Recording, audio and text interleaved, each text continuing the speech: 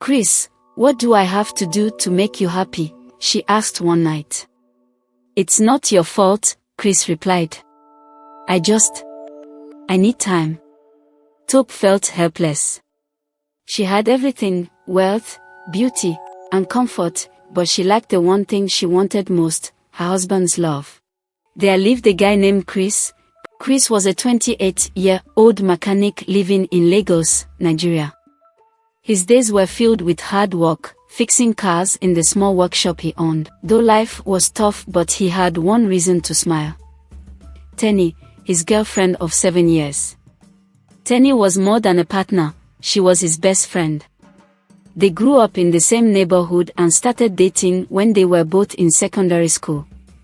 Their love was simple but deep, built on years of shared dreams and struggles. Every evening, Teni would stop by the workshop, bringing Chris a plate of food. She'd sit on a wooden stool, watching him work and teasing him about the oil stains on his shirt. "One day, you'll have a workshop so big, I'll need a car to move from one end to the other," she joked. Chris smiled, wiping sweat off his face. "And you'll be there to cut the ribbon on opening day," he replied. Their love gave them hope, even when money was tight and life felt heavy.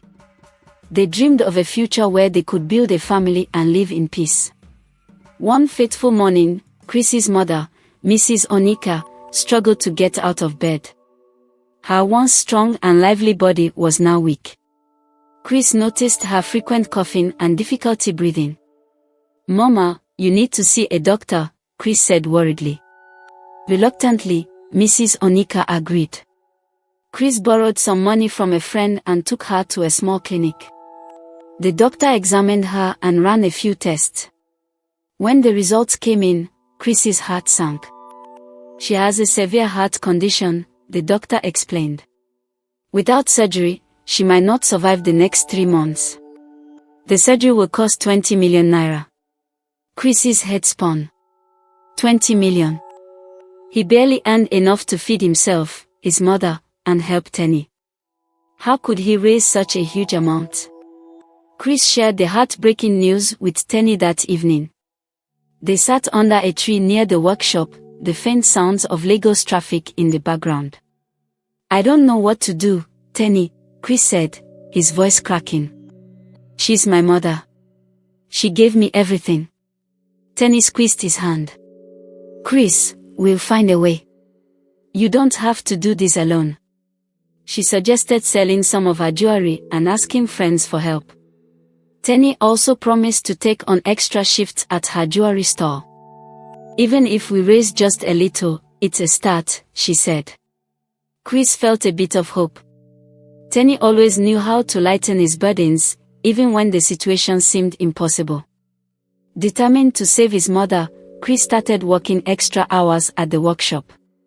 He fixed more cars than ever, sometimes working late into the night. His hands were blistered, and his body ached, but he pushed through the pain. Teni also kept her promise. She sold her favorite earrings, bracelets, and necklaces, raising as much as she could. At night, she stayed by Chris's side, encouraging him and dreaming about better days. Despite their efforts, they had only saved a small amount after 2 months. Meanwhile, Mrs. Onika's condition worsened. Her once cheerful face was now pale, and she could barely speak without gasping for air. Chris tried borrowing money from every source he could think of. He visited friends, neighbors, and even local moneylenders, but no one was willing to lend him such a large sum. "You don't have anything to guarantee the loan," one lender said, shaking his head. Chris returned home feeling defeated. He sat by his mother's bedside, watching her struggle to breathe. Tears rolled down his face as he whispered, "I'll save you, Mama. I'll find a way." But time was running out. One afternoon, a friend introduced Chris to Chief Adebayo, a wealthy businessman who owned several companies in Lagos. Chief Adebayo was known for his influence and power, but also for being a man who always got what he wanted. After hearing Chris's story, Chief Adebayo looked at him thoughtfully. "I can help you," he said. I will pay for your mother's surgery. But there is one condition. Chris's heart raced. What is it? He asked cautiously. You must marry my daughter, Tope, Chief Adebayo replied. Chris was speechless. Chief Adebayo explained that his daughter, Tope, was of marriageable age, but she had rejected many suitors. I want a man who is hardworking and loyal, he said. You seem to fit the bill. Chris shook his head. Sir, I already have someone I love. Chief shrugged. The choice is yours. Take the offer and save your mother, or refuse and let her fate rest in God's hands. Chris left the meeting feeling torn. How could he betray Teni? But how could he let his mother die? Chris couldn't sleep for days. His mind was a battlefield of emotions. He thought of Teni and their years of love and sacrifices. Then he thought of his mother, the woman who raised him alone after his father passed away. Every time he saw Mrs. Onika lying in bed, weak and fragile, Chris's heart broke. Chris, she whispered one night, you've done enough. Don't kill yourself over me. But Chris couldn't give up. He felt trapped in a cruel situation with no easy way out. Chris finally told Teni about Chief Adebayo's offer. They sat in silence for a long time after he explained. Teni's eyes were wide with disbelief. You're actually thinking about this? She asked, her voice shaking. Teni, I have no choice, Chris replied. If I don't do this, Mama will die. Teni's tears flowed freely. But what about us? What about everything we've been through? Chris didn't know how to answer. His silence felt like a knife to Teni's heart. After days of agonizing over the decision, Chris made up his mind. He accepted Chief Adebayo's proposal. His mother's life was more important than his happiness, he told himself. When he told Teni, her face crumpled in pain. I can't believe you're doing this, she whispered. She walked away, leaving Chris to wonder if he had just destroyed the best part of his life. Chief Adebayo wasted no time in planning a lavish wedding. Invitations were sent out, decorations were ordered, and a grand hall was reserved. Meanwhile, Chris's heart felt heavy. He went through the motions of choosing clothes and making arrangements, but his mind was always on Teni.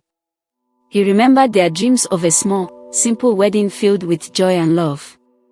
Tope noticed Chris's coldness. Are you even happy about this wedding? She asked one evening.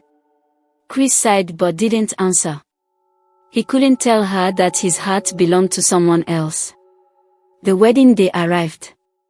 The hall was filled with guests dressed in expensive outfits. The food, music, and decorations were fit for royalty. Tope looked stunning in her white gown, but Chris barely noticed. As he stood at the altar, his mind flashed back to Teni. He thought of her smile, her laugh, and the way she had supported him through everything. He wondered if she was somewhere crying or trying to forget him. When the priest asked him if he would take Tope as his wife, Chris hesitated for a moment. Then, he quietly said, I do, sealing his fate. Chris moved into Chief Adebayo's mansion with Tope. The house was massive, filled with luxury Chris had never imagined. But to him, it felt empty. Tope tried to make the best of their marriage. She cooked for him, asked about his day, and tried to make him laugh. But Chris barely responded. His mind was still with Teni, and his heart ached for the life he had lost. The surgery was a success, and Mrs. Onika began to recover. Her strength returned slowly, and the color came back to her cheeks. She was overjoyed to see Chris and grateful for the sacrifices he had made. Chris, you've done so much for me, she said, holding his hand. But are you truly happy? Chris forced a smile. Your health is all that matters, he replied. But deep down, he felt broken.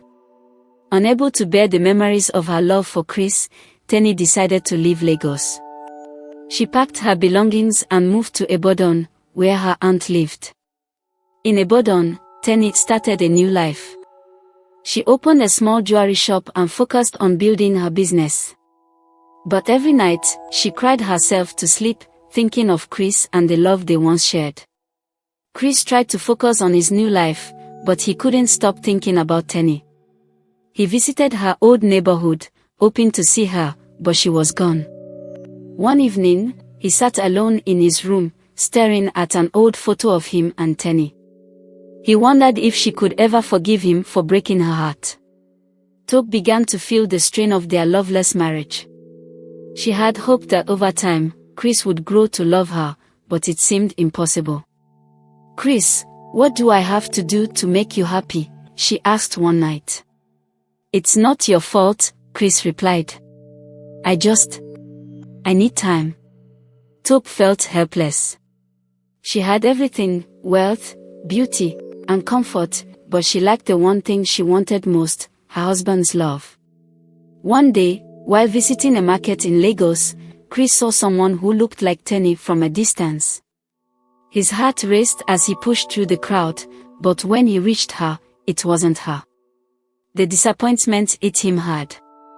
He realized just how much he missed her and how deeply he regretted his decision. Tope decided to fight for her marriage. She planned special dinners, bought Chris thoughtful gifts, and even tried to learn more about his interest. Chris appreciated her efforts but couldn't give her what she wanted. "Tope, you deserve someone who loves you," he told her. "I want you to be that person," she replied firmly. In Ibadan, Teni met a kind man named Ayo, who owned a bakery near her shop. Ayo was gentle and caring, and he often stopped by to chat with Teni.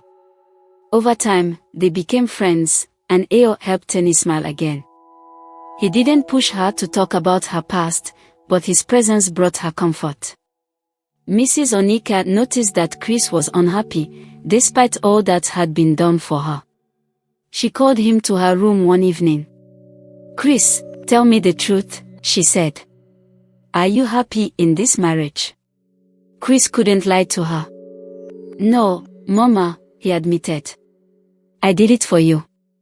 Mrs. Onika felt a pound of guilt. "I never wanted you to sacrifice your happiness for me," she said, tears in her eyes. One night, Chris wrote a letter to Teni, pouring out his feelings. He apologized for hurting her and explained why he made the decision. He didn't know where to send the letter, so he kept it in a drawer, hoping that one day, he might find her again. Back in Ibadan, Ayo confessed his feelings to Teni. "I know you've been through a lot, but I care about you deeply," he said. Teni was surprised but touched. She didn't know if she was ready to move on, but Ayo's honesty warmed her heart. Chris's guilt became unbearable. He often drove around the city aimlessly, trying to clear his mind. One evening, he stopped at the spot where he and Teni used to sit and dream about their future. As he stared at the empty bench, he whispered, "I'm sorry, Teni." On one of these aimless drives, Chris found himself in front of the bakery where he and Teni would sometimes stop for a snack. The warm scent of freshly baked bread wafted out, and Chris could almost hear her laugh as she teased him for ordering the same thing every time. He couldn't bring himself to go inside. Teni struggled with Ayo's confession. While he was kind and understanding, her heart was still tied to Chris. She spent sleepless nights wondering if she could ever love someone else. Her aunt noticed her sadness one evening. "Teni, life doesn't always go as we plan," she said. "But holding on to pain won't let you heal. Maybe Ayo is the fresh start you need." Teni wasn't sure. She admired Ayo's patience but couldn't ignore the deep wound Chris had left in her heart. Tope's patience was wearing thin. One night, she confronted Chris in their large, cold dining room. "Chris, you're not even trying," she said, her voice trembling. "Do you know how it feels to live with someone who doesn't love you?" Chris looked down at his plate. "I'm sorry, Tope. I didn't marry you for love. I did it for my mother." Tope's heart broke, but she refused to give up. "Maybe we can start over. Maybe love can grow, she said, her eyes pleading. Chris nodded weakly, though deep down, he doubted it. After weeks of gentle encouragement, Teni finally agreed to have dinner with Ao. They sat at a small cafe, talking about their childhoods and dreams. For the first time in months, Teni laughed. Ao's warmth began to melt the walls she had built around her heart. Still, when she got home, she looked at an old photo of Chris and wondered if she would ever stop loving him. Mrs. Onike noticed how distant Chris had become. One day, she sat him down for a serious talk. "Chris, I can't bear to see you like this," she said. "If I had known this was the price of my surgery, I would have told you to let me go." Chris held her hands tightly. "Mama, you're my mother. I couldn't let you die." "But at what cost?" she whispered. Her words stayed with Chris long after their conversation ended. Chris's unsent letter to Teni accidentally slipped out of his drawer one day. Taupe found it while tidying up and read every word. Her heart sank as she realized just how deeply Chris still loved Teni. Tears streamed down her face, but she put the letter back without saying a word. That evening, Taupe stood by the bedroom window, staring out at the dark sky. The weight of the unsent letter pressed heavily on her heart. She thought about their cold and distant marriage, questioning if holding on to something so broken was worth the pain. A single tear escaped down her cheek as she whispered, "I deserve better than this." This story ends here for now, but please subscribe to be notified when next episode drops. Thank you for watching.